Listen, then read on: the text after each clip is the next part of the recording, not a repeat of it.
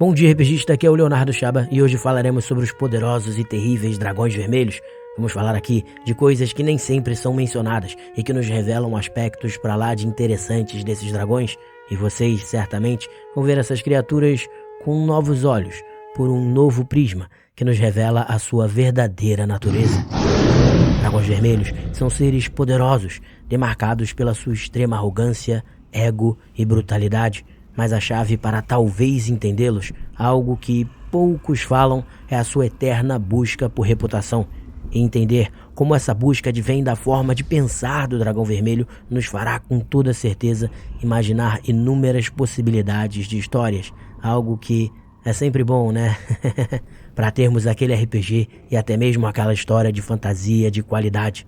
Mas ainda antes de falarmos dessa questão da reputação, vale dar uma olhada em algumas de suas características físicas e também de seus lares, para então podermos nos focar na personalidade e na cultura desses dragões. Assim, tenho certeza de que vamos entender eles muito melhor. E não se preocupem, muitas informações para lá de inspiradoras para suas histórias ainda vão aparecer.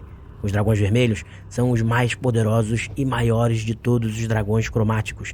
E ainda, além disso, são maiores também do que a maioria dos dragões metálicos, sendo equiparados apenas pelos dragões dourados. E podem esperar que teremos, claro, que falar dos pequenos problemas bem pequenininhos que os dragões vermelhos arrumam com os metálicos.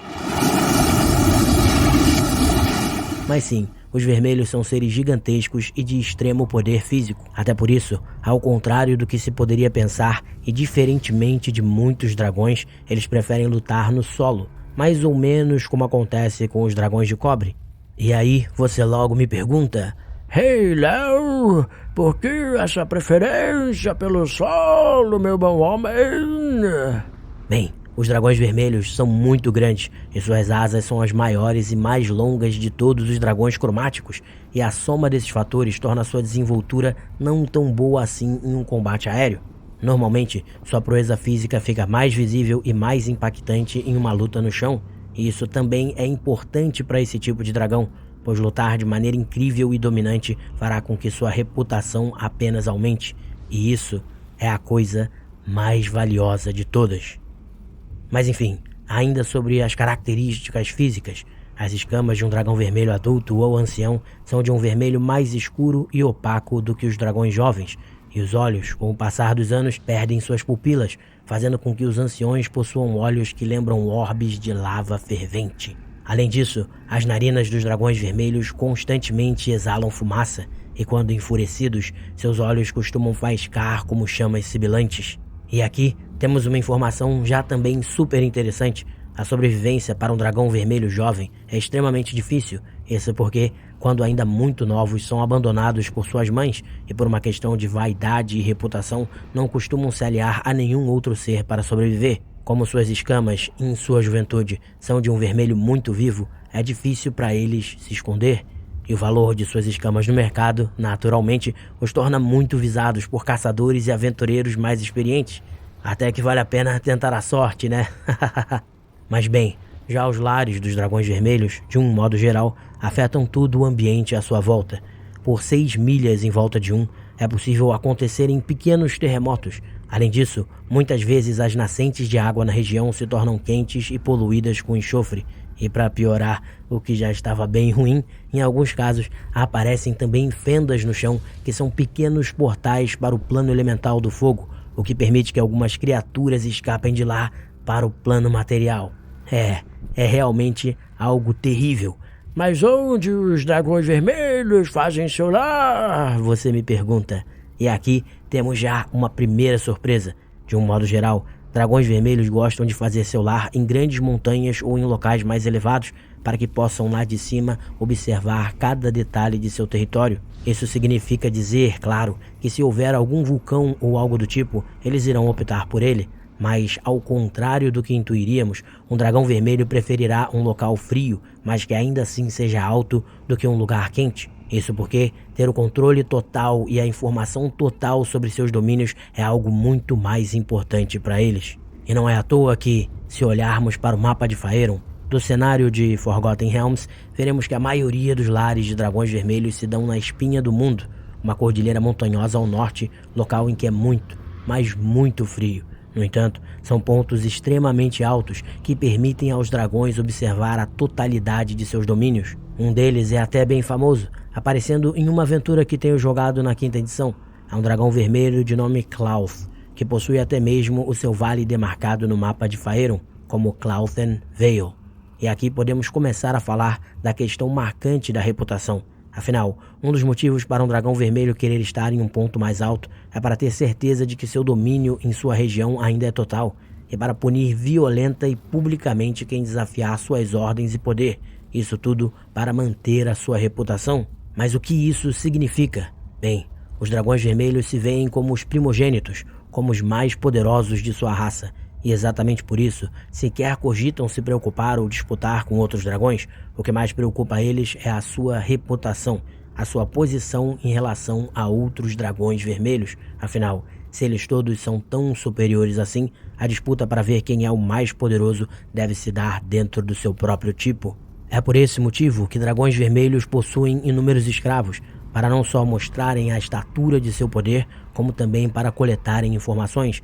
A informação é algo essencial para um dragão vermelho, pois é somente através de uma boa rede de espiões que ele poderá saber como está a sua reputação e como está a reputação de outros dragões vermelhos. E tal rede de espiões e escravos torna-se por isso essencial. Afinal, caso chegue a ele a informação de que um de seus adversários está ferido ou em apuros, o dragão irá atacar, visando buscar ampliar os seus tesouros e ainda aumentar sua própria reputação.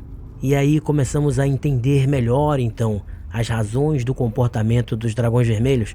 A sua ânsia por mais escravos, mais território e mais tesouros não se dá por eles de fato valorizarem tais riquezas, mas porque, quanto maior forem seus tesouros e domínios, maior será a reputação desse dragão vermelho perante os outros. Não é à toa que, ao organizar o seu tesouro, eles colocam em destaque sempre os itens que foram adquiridos ao se derrotar um inimigo extremamente poderoso. Assim, o dragão deixa bem visível a sua capacidade e poder. É também por esse motivo que eles decoram cada centímetro dos seus tesouros, cada moeda de cobre até. E se alguma coisa sumir, qualquer coisa, eles se enfurecem e aniquilam o ladrão, pois isso significaria uma diminuição de sua reputação. E como vemos no livro, caso não encontre o gatuno, ele libera toda a sua fúria nos arredores, focando em cidades e vilas que possam ter dado qualquer tipo de auxílio ou proteção a quem o roubou. E também por essa ânsia por mais riquezas e status, eles evitam utilizar sua baforada ao enfrentar humanos. Como são arrogantes, consideram os humanos fracos demais e optam por matá-los sem a baforada para que consigam manter intactos os tesouros que tais humanos carregam consigo. Isso mesmo, aquele dragãozinho ancião que tá lutando com você tá bem de olho no seu loot, parece até com os nossos jogadores. E vejam até que ponto chega a questão da reputação.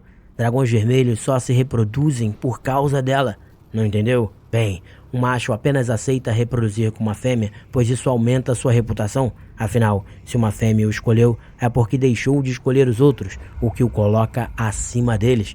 Assim que ela engravida, porém, ele a abandona, já que nada pode aumentar sua reputação ali. E mesmo a mãe, como dito anteriormente, em pouco tempo abandona também os bebês para que eles se provem poderosos o suficiente sozinhos. Mas enfim, já em relação aos dragões metálicos, os vermelhos tomam alguns cuidados. De maneira geral, por gostarem de territórios parecidos, costumam enfrentar com mais frequência os dragões de cobre, levando ampla vantagem no combate. Todavia, costumam odiar enfrentar os dragões de prata, por exemplo, e tal ódio se dá também pela questão da reputação.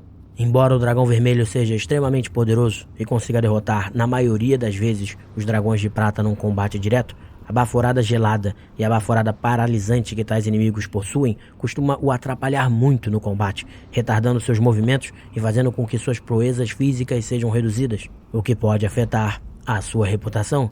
E isso é terrível para eles. Além disso, os dragões de prata não são orgulhosos e vaidosos como um vermelho e costumam atacar junto com aliados, o que muitas vezes permite que eles saiam-se vencedores. Já em relação aos dragões dourados, temos uma dinâmica bem interessante. Embora sejam vaidosos e arrogantes, os dragões vermelhos não são estúpidos e sabem que a maioria dos dourados são tão poderosos ou até mais poderosos do que eles. Sabem por isso que um combate direto pode ser letal ou que, na melhor das hipóteses, pode fazer com que ele passe vergonha, diminuindo, é claro, sua reputação.